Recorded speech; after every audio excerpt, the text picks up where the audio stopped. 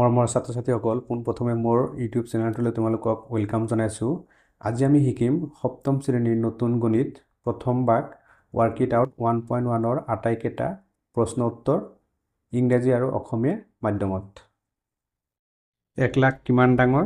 তলত দিয়া চানেকিসমূহ মন কৰা। তিনিটা অংক বিশিষ্ট আটাইতকৈ ডাঙৰ সংখ্যা 999। এই 999ৰ লগত যদি আমি 1 এটা প্লাছ কৰি দিওঁ পাই যাম আমি 1000। এটো হৈ যাব চাৰিটা অংক বিশিষ্ট আটাইতকৈ সৰু সংখ্যা। তাৰমানে তিনিটা অংক বিশিষ্ট আটাইতকৈ ডাঙৰ সংখ্যাৰ লগত যদি আমি 1 এটা প্লাছ কৰি দিওঁ হেতু পাওঁ আমি চাৰিটা অংক বিশিষ্ট আটাইতকৈ সৰু সংখ্যা। আকৌ আছে চাৰিটা অংক বিশিষ্ট আটাইতকৈ ডাঙৰ সংখ্যাটো হ'ল 9999। এতিয়া 9999ৰ লগত যদি আমি 1 এটা যোগ কৰি দিওঁ তেতিয়া পাওঁ আমি 10000। এটো হৈ যাব আমাৰ পাঁচটা অংক বিশিষ্ট আটাইতকৈ সৰু সংখ্যা হ'ল 10000। আকৌ পাঁচটা অংক বিশিষ্ট আটাইতকৈ ডাঙৰ সংখ্যা হ'ল 99999। তে 99999ৰ লগত যদি 1 এটা প্লাছ কৰি দিওঁ পাওঁ আমি 1 লাখ। এটো হৈ যাব আমাৰ ছটা অংক বিশিষ্ট আটাইতকৈ সৰু সংখ্যা হ'ল 1 লাখ। তিনিটা অংক বিশিষ্ট আটাইতকৈ ডাঙৰ সংখ্যাৰ লগত 1 এটা যোগ কৰি দিলে পাওঁ আমি চাৰিটা অংক বিশিষ্ট আটাইতকৈ সৰু সংখ্যা। আকৌ চাৰিটা অংক বিশিষ্ট আটাইতকৈ ডাঙৰ সংখ্যাৰ লগত 1 এটা যোগ কৰি দিলে পাওঁ আমি পাঁচটা অংক বিশিষ্ট আটাইতকৈ সৰু সংখ্যা। আকৌ পাঁচটা আটাইতকৈ ডাঙৰ সংখ্যাৰ লগত যদি আমি 1 এটা যোগ কৰি দিওঁ হেতু পাওঁ আমি ছটা অংক বিশিষ্ট আটাইতকৈ সৰু সংখ্যা। 5 নম্বৰ পেজত আছে তলৰ চিত্ৰটোলৈ মন কৰা আৰু খালী বাকচবোৰ উপযুক্ত সংখ্যাৰে পূৰ কৰা। ইয়াত কিছুমান খালী বাকচ আছে, এইটো এটা খালী বাকচ, এইটো এটা খালী বাকচ আছে, এইটো এটা খালী বাকচ আছে, এইটো এটা খালী বাকচ আছে। ইয়াৰ উপযুক্ত সংখ্যাৰে এই খালী বাকচ কেইটা পূৰ কৰিব লাগিব আৰু যিকোনো সংখ্যা বহাই এই বাকচ কেইটা পূৰ কৰিলে নহ'ব। কেনেকৈ কৰিম আমি শিকি লওঁ। এতিয়া উপযুক্ত সংখ্যাৰে এই খালী বাকচবোৰ আমি পূৰ কৰিম। ইয়াত আছে 1 লাখ, এইটো ধৰিম আমি ওপৰৰ ভাগ আৰু 1 লাখৰ পৰা ইফালে আহিছে এইটো ধৰিম আমি তলৰ ভাগ। এতিয়া এই 1 লাখটো ইয়াৰ পৰা ইয়ালৈ আহোঁতে কি হৈছে 1 এটা মাইনাছ হৈছে, তাৰমানে 1 লাখৰ পৰা 1টো আমি মাইনাছ কৰিলে যিমান পাম সেই সংখ্যাটো আমি ইয়াত লিখিব লাগিব। 1 লাখ মাইনাছ 1। এতিয়া 1 লাখৰ পৰা যদি আমি 1 এটা মাইনাছ কৰি দিওঁ তেতিয়া পাওঁ আমি 99,999। 99,999টো আমি ইয়াত লিখিম। 99,999।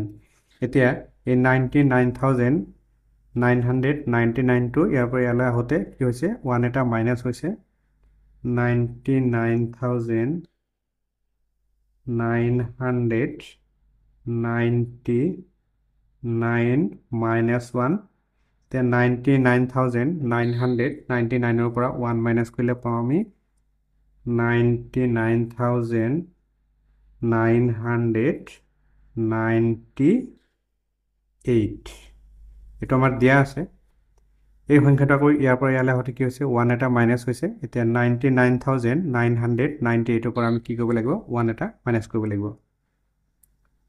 99,998ৰ পৰা যদি আমি 1 এটা মাইনাছ কৰি দিওঁ, 1 যদি মাইনাছ কৰি দিওঁ তেতিয়া পাম আমি 99,997। এইটো আমি ইয়াত লিখি দিম। 99,997। এইটো হ'ল আমাৰ ওপৰৰ ভাগ। এতিয়া আমি তলফালে আহিম। ইয়াৰ পৰা ইয়ালৈ আহোঁতে 1 এটা প্লাছ হৈছে। এতিয়া 1 লাখৰ লগত যদি আমি 1 এটা যোগ কৰি দিওঁ তেতিয়া পাওঁ আমি 1,01,000। 1,01,000 ইয়াত লিখিম আমি 1 0 0 0 0 1 ইয়াৰ পৰা ইয়ালৈ আহোঁতে কি হৈছে আকৌ 1 এটা প্লাছ হৈছে 1 0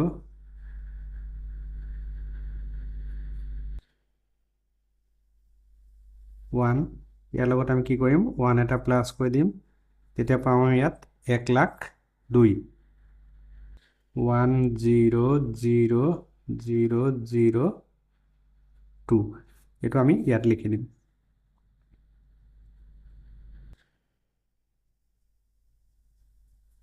আকৌ ইয়াৰ পৰা ইয়ালৈ আহোঁতে কি হৈছে 1 এটা প্লাছ হৈছে 1,02 লগত যদি আমি 1 এটা প্লাছ কৰি দিওঁ তেতিয়া কি পাম 1,03 1,03 এইটো আমাৰ দিয়া আছে আমি খালী বাকচবোৰ পূৰ কৰিলোঁ তোমালোকৰ পৰীক্ষাত আহিলে এনেকৈ কৰি দেখুৱাব নালাগে মই জাষ্ট তোমালোকক বুজোৱাৰ কাৰণে চেষ্টা কৰিছোঁ খালি তোমালোকে মনত ৰাখিবা যে এনেকৈ 1,00,000 আছে ইয়াৰ পৰা ইয়ালৈ আহোঁতে কি হৈছে 1,00,000ৰ পৰা 1 মাইনাছ হৈছে তেতিয়া লিখিম আমি 1,00,000ৰ পৰা 1 মাইনাছ কৰিলে পাওঁ আমি 99,999 আকৌ ইয়াৰ পৰা ইয়ালৈ আহোঁতে কি হৈছে 1 মাইনাছ হৈছে 99,999ৰ পৰা 1 মাইনাছ কৰিলে পাওঁ আমি 99,998 আকৌ ইয়াৰ পৰা ইয়ালৈ আহোঁতে কি হৈছে 1 মাইনাছ হৈছে 99,998ৰ পৰা 1 মাইনাছ কৰিলে পাওঁ আমি 99,997 আকৌ এই 1,00,000টো ইয়াৰ পৰা ইয়ালৈ আহোঁতে কি হৈছে 1 প্লাছ হৈছে 1,00,000ৰ লগত 1 যোগ কৰিলে পাওঁ আমি 1,01,000 ইয়াৰ পৰা ইয়ালৈ আহোঁতে কি হৈছে 1 যোগ হৈছে 1,01,000ৰ লগত 1 যোগ কৰিলে পাওঁ আমি 1,02,000 আকৌ ইয়াৰ পৰা ইয়ালৈ আহোঁতে কি হৈছে 1 যোগ হৈছে 1,02,000 লগত 1 যোগ কৰিলে পাওঁ আমি 1,03 5 নম্বৰ পেজত আৰু এটা প্ৰশ্ন আছে অমিত আৰু চাহিলে শিক্ষকৰ পৰা জানিবলৈ পাৰিলে যে নৰেন্দ্ৰ মোদী ষ্টেডিয়ামৰ মুঠ আসনৰ সংখ্যা 1,32,000খন আসনৰ সংখ্যা 1,00,000তকৈ কিমান বেছি তোমালোকে ক'ব পাৰিবানে প্ৰশ্নটোত দিয়া আছে যে নৰেন্দ্ৰ মোদী ষ্টেডিয়ামৰ মুঠ আসনৰ সংখ্যা 1,32,000খন আমি উলিয়াব লাগে যে এই সংখ্যাটো 1,00,000তকৈ কিমান বেছি এনেকুৱা ধৰণৰ অংক থাকিলে তোমালোকে এই ডাঙৰ সংখ্যাৰ পৰা সৰু সংখ্যাটো বিয়োগ কৰি দিবা তাৰ এনসাৰ পাই যাবা এতিয়া আমি ইয়াৰ এনসাৰটো লিখিম যে বেছি হোৱা আসনৰ সংখ্যা বেছি হোৱা আসনৰ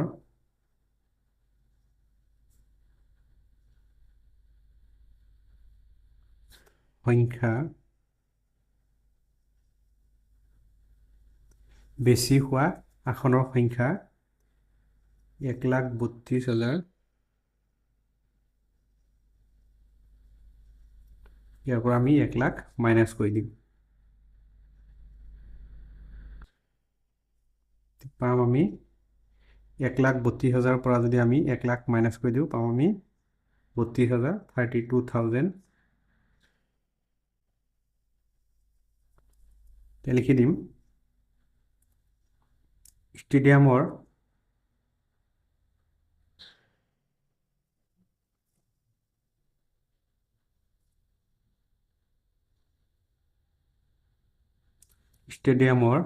আসনৰ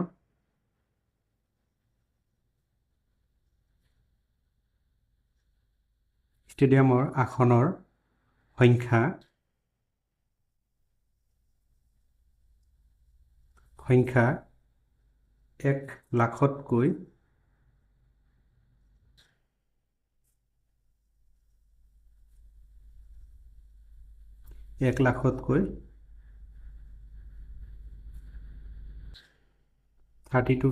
খন